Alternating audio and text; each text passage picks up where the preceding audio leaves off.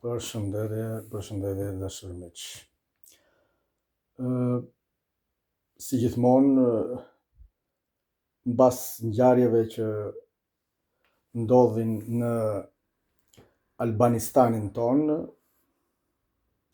dhe unë mundohem të jap atë opinionin tim brenda logjikës, dhe unë nisem gjithmonë në rrugën e logjikës dhe them gjithmonë atë që unë e shikoj të arsyeshme për t'u thënë për çka ndodh në vendin tonë. Dhe unë du të marr shkas kësaj radhe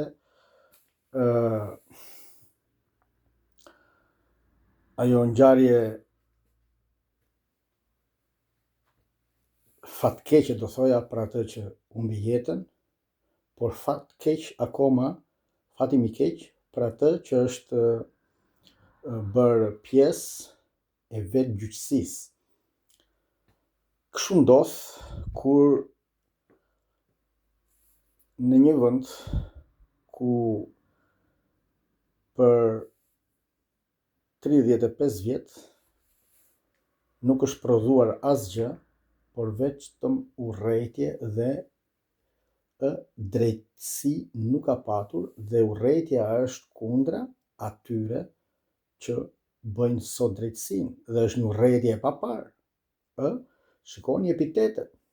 Avokatët, prokurorët quhen sekseri, quhen njerëz të korruptuar, njerëz që jetojnë në luks, njerëz. Si ka mundësi ky profesion? Ky profesion jeton në luks dhe janë ngritur që të gjithë sepse, shiko, unë nuk jam pro këtyre fenomeneve, por realiteti është ky, çfarë mbjell kohë. Dhe politika shqiptare ka mbjell vëllavrasjen. Dhe kjo është vëllavrasje. Kjo është vëllavrasje. Kjo është kamban alarmi për të ngritur zërin që të gjithë së bashku në një vend ku nuk ka drejtësi, në një vend ku nuk ka shtet, në një vend ku çdo kush, dhe shikojeni, ku çdo kush del dhe bën vetë drejtësi, kërkon drejtën e vet me mjete rrethanore, quhen këto. Tash do thosh ti armë me këto mjete rrethanore, gjëra që i ka gjetur vetë ai, se organi kompetent që do të bëjë drejtësi është shteti, prokuroria e gjitha. Dhe çfarë u bë? Këtu u vra prokuror. Nuk u vra kryeplaku fshatit, që po vinte të ndante tenxheret e kusit e një familje. Këtu do të thotë që në atë vend nuk e gjen të drejtën askush. Kjo është ajo që ndodhi. Domethënë, për 35 vjet asnjë qytetar i thjesht nuk gjen të drejtën në atë vend, dhe shikojeni në momentin kur u arrestua ai djali. Nuk e njoh, nuk e di, si u tha, hajde, tha, ja ku jam unë, jam, tha, mos kërkoni, tha. Dhe çfarë ta ursulën 20 policë aty, t'jatin e të birin bashk, sikur këta as tentuan asgjë. Madje u tha, hajde, unë jam, tha, që e vrava, tha, kaq. Kjo tregon se sa gjakftot ishte dhe sa i kënaqur ishte ai për drejtësinë që kishte bërë, duke i marrë jetën. E kuptoni? Tani, e kuptoni se ku kemi arritur? Kjo gjë ndodh në të gjitha institucionet e Republikës Shqipërisë. Nuk është vetëm gjykata. Kjo është maja e azberut. Aty, me atë që na pan syt dhe nga rrjetet sociale, pam ose nga mediat, është kamban alarmi për t'i thirrur mendjes që në atë vend nuk ka siguri askush. Në momentin që preket institucioni që jep drejtësi dhe aty ndodh vetë drejtësia, të jetë viktim, nuk kam fjalë çfarë të them. Dhe janë ngritur të gjithë se ndodhi një. Pse nuk është ngritur dikush kur nuk ka patur drejtësi për fëmijën që humbi nga duart e shtetit apo të drejtësisë? Pse s'u ngrit dikush kur në spitalet humbi jetën dikush nga padrejtësia e doktorit? Pse nuk ngriti zërin dikush kur humbi jetën djali i dikujt nga Shteti që nuk u ndodh aty ku duhesh dhe nga padrejtësia. Pse nuk i ngriti zërin dikush kur një nën me 3 fëmijë u oth nga hura? Thjesht 2-3 ditë, ose si i themi ne shqiptarët, 3 ditë zgjat çudia dhe tunja tjeta u harrua.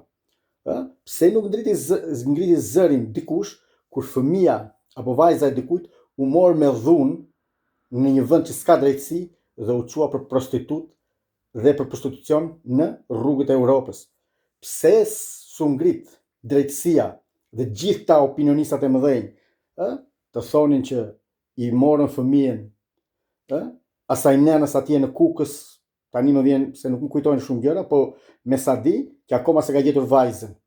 Ja, kjo është ajo vetë drejtësia që ndodh në Republikën e Shqipërisë, sepse ne drejtohemi, ose më pak fjalë, e kemi lënë të kemi në krye të shtetit administrator të paftë. Domethënë, kryeministri çfarë është? Kryeministri në gjuhën latine do të thotë shërbëtor dhe kryeshërbëtori. Ky është shërbëtor, kryeshërbëtori, ky është kthyer kryepashaj. Këto kanë bërë që të gjithë këta që kanë qenë 34 vjet në pushtet dhe këto do vazhdojnë të bëjnë, dhe kjo është fillimi i asaj që kanë mbjell për 34 vjet dhe vazhdojnë të mbjellin të njëjtën produkt për të rritur më shumë. Ajo që ndodhi dje është kamban alarmi për çdo derë në Republikën e Shqipërisë. Prandaj të gjithë duhet të thrasim mendjes dhe duhet të shikojmë dhe të ndajmë se kush është e mira dhe kush është e keqja, jo vetëm të themi. Do thot dikush, po dhe ti po thua. Jo, unë po them, sepse unë ja kam mbathur, e kam ikur nga i vend ku nuk ka drejtësi, ku nuk ka e nuk do ketë kur arsim, shëndetësi. Me këto që shoh, nuk ka patur dhe nuk do ketë në këtë grad ku kanë arritur. Para 2 javësh, mos gaboj, 10 ditë, 2 fëmijë, 2 adoleshentë, përsëri në një shkollë në Tiranë, u çavën me thika, ku njeri akoma vazhdon të jetë në gjendje të rëndë dhe mediat nuk thonë asgjë. Këto merren vesh nga portale shumë të vegjël.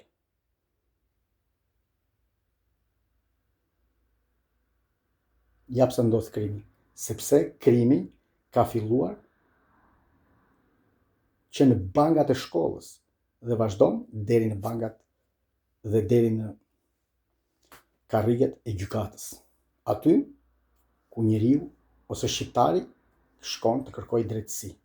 Nis nga atje ku nis të marrë dije një qytetar i Republikës së Shqipërisë dhe ja ku përfundoi dija që marrin në bangat e krimit dhe krimi, ku u shfaq në dyert dhe karriget e drejtësisë.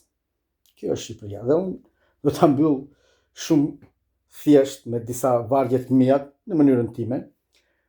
Moj bukurania e dheut, ja fëlliqëm faqen Skënderbeut, Naimit, Fanolit, Qemalit e Isa Boletinit, këtyre burrave të dheut, pasardhës të Skënderbeut. Sot na drejtojnë disa ardhacak, gjakpirës e dështak, na morën emrin, na morën nderin, na morën dinjitetin, shkatërruan familjen e na mbollën xhenemin. Vran e pren çdo shpresë që patëm dhe kemi në gjakun dhe trimërin ton kur i thoshim armikut nuk vdes, por këta po na vdesin për së gjalli. Prandaj ngriu o shqiptar dhe mos fli para se këta të vënë në gjumin e vdekjes, që do jetë i pakthyeshëm.